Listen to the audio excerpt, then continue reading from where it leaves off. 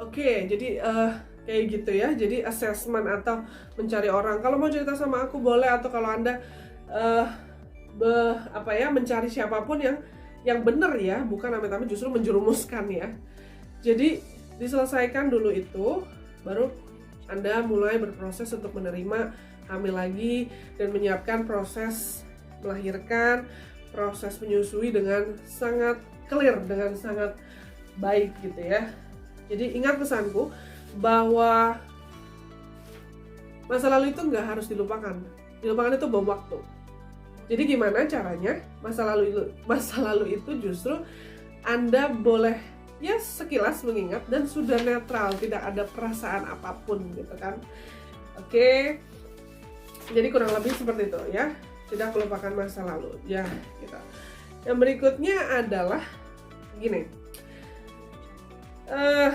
Ketika Anda memendam, justru yang terjadi adalah trauma. Dan trauma di sini adalah berbahaya gitu ya. Kenapa berbahaya? Karena yang aku bilang bom waktu. Dan itu tinggal nunggu kapan boom gitu, kapan meledaknya ya. Dan ya kan nggak enak ya kalau emosi meledak, dan itu sangat amat yang namanya ya pokoknya nggak enak deh kalau emosi meledak, benar apa enggak gitu ya. Nah, yang berikutnya kita punya yang namanya pikiran ya. Pikiran itu adalah bahasanya otak, benar? Pikiran itu adalah bahasanya otak. Oke. Kemudian badan itu bahasanya feeling, bahasanya perasaan. Ya, bahasanya feeling. Ya. Sementara badan dibagi menjadi dua ya. Jadi badan itu bahasanya feeling. Badan itu dibagi menjadi dua ya.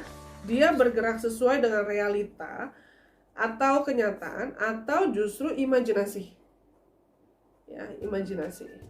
Badan itu bergerak berdasarkan realita atau imajinasi atau bayangan. Oke. Nah, ini yang aku mau jelaskan. Kenapa kalau Anda gitu ya, kalau kamu terus feeding the bad feeling dalam kehidupanmu, itu akan imun tubuhmu bakal hancur gitu ya. Jadi contohnya kayak gini, corona. Oke, memang kita harus akui, kita terima bahwa corona itu sedang heboh banget di Indonesia gitu ya, di Jakarta misalnya menjadi zona merah kah atau apapun lah ya zonanya, kemudian kota-kota lain. Oke, kita terima di situ. Nah, dengan kita menerima, justru kita harus aware, kita harus peduli. Artinya kita tidak mengabaikan semua protokol yang sudah diinfokan. Mulai dari penggunaan masker, mencuci tangan, jaga jarak, makan makanan yang baik gitu ya, sehat ya, kemudian bahagia gitu ya.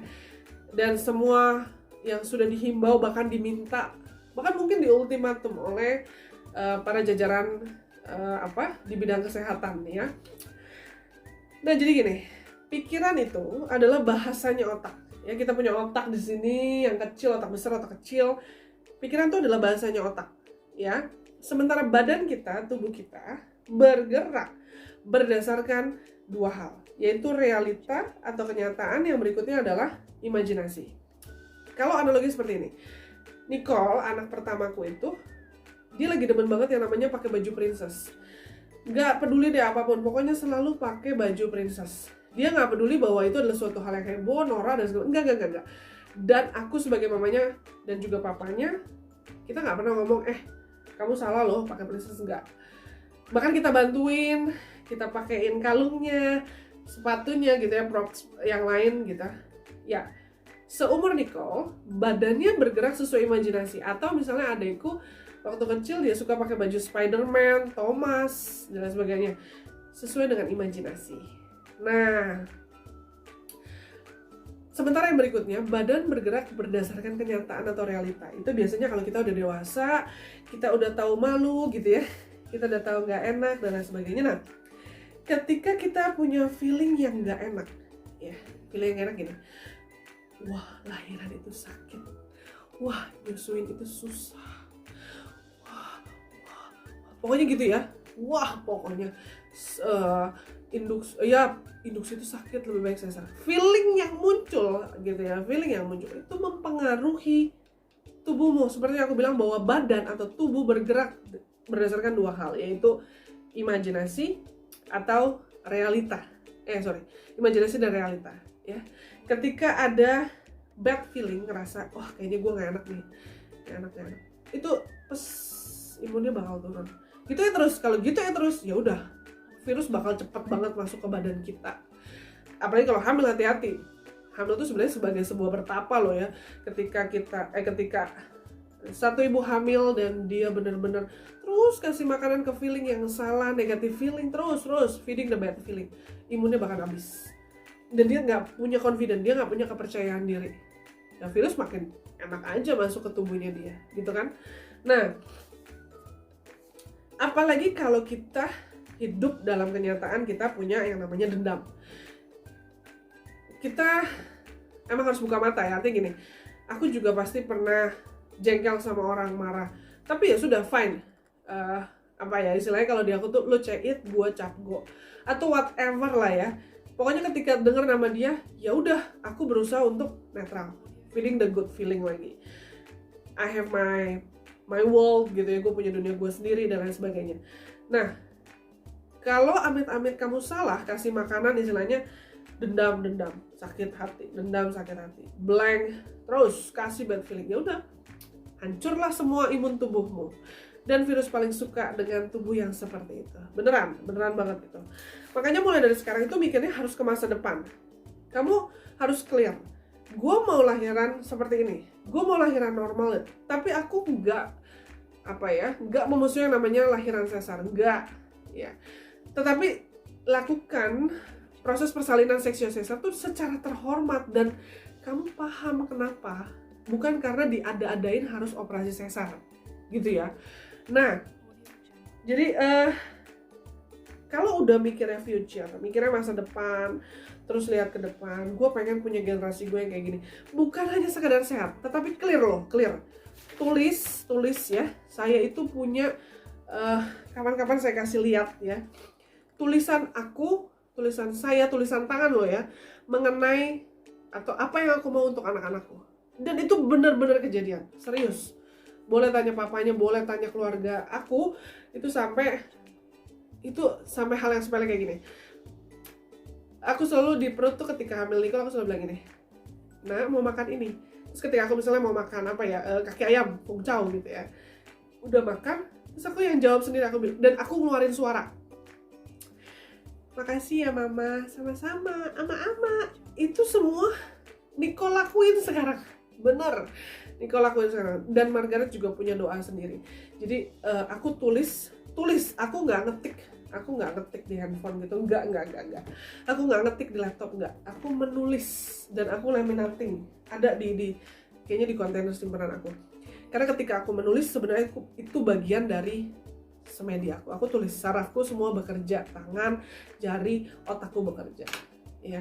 Nah, maka ketika kita sudah mikir masa depan, bener-bener clear, jelas mikir masa depannya mau apa, tuh anak mau apa, kita mau lahiran kayak apa, kita mau nyusuin kayak apa, kita mau sediain kayak apa, clear gitu ya, jelas. Maka badan ini dengan sendirinya akan siap untuk menghadapi future kamu, akan siap untuk menghadapi kamu maunya apa ketika lahiran, kamu maunya apa ketika habis lahiran. Misalnya habis lahiran mau dipijat, kemudian mau apa, mau minum jamu dan lain sebagainya. Itu ada dalam yang namanya birth plan, postpartum plan ya, termasuk proses menyusui ya. Nah itu, jadi badan dengan sendirinya akan merespon. Contohnya gini, kalau aku bilang, yuk ingat mangga muda, ada yang tiba-tiba telan ludah karena ngingat rasanya gitu kan. Atau aku bilang gini, yuk kita ingat pizza yang masih panas, hangat-hangat, aromanya ada yang berubah dari gerakan tubuhmu ya. Misalnya kalau aku tiba-tiba nginget kayak, padahal aku belum makan, tapi aku tahu kayak mangga muda itu asem gitu, jadi kayak telan ludah gitu kan. Nah itu analogi yang menunjukkan bahwa badan ini sebenarnya bergerak ketika kita sudah siapkan, dan siapkannya harus siapkan yang benar untuk ke depan sehingga badan ini siap. Ketika badan ini siap, imun pasti tinggi, segala virus tuh pasti takut. Kenapa ya? Karena sebenarnya di dalam tubuh kita punya titik-titik terkecil sel molekul yang sebenarnya pasti baik dan kuat ketika kamu feeding the good feeling terus. Itu udah aku jalanin serius gitu ya. Nah jadi saya sebenarnya mau membahas lagi mengenai video-video yang lain sih, mengenai materi-materi lain mengenai law attraction pada ibu hamil dan ibu menyusui. Tapi video yang sekarang saya buat ini, saya mau mengajak kamu gitu ya, penonton aku, follower aku, untuk pinter gitu ya, untuk selalu balikin lagi feeding the good feeling ya, feeding the good feeling. Pokoknya itu dulu aja latihan, feeding the good feeling. Dan kita butuh 21 hari untuk itu menjadi suatu kebiasaan. Dari video ini aku berharap kamu dan saya dan teman-teman lain yang di sekitar kamu melihat bahwa aura energi positif kamu luar biasa baik, dan itu jauh-jauh dari sakit penyakit. Dan ketika kita sebagai mama berjuang untuk lebih aware, lebih sehat, pastilah generasi kita juga ikutan sehat gitu. Oke, terima kasih sudah menonton video saya. Silahkan nonton di video-video yang lain. Temukan saya di Instagram @gedeibusehat. Saya Dola Felicia Bukiat. Dadah.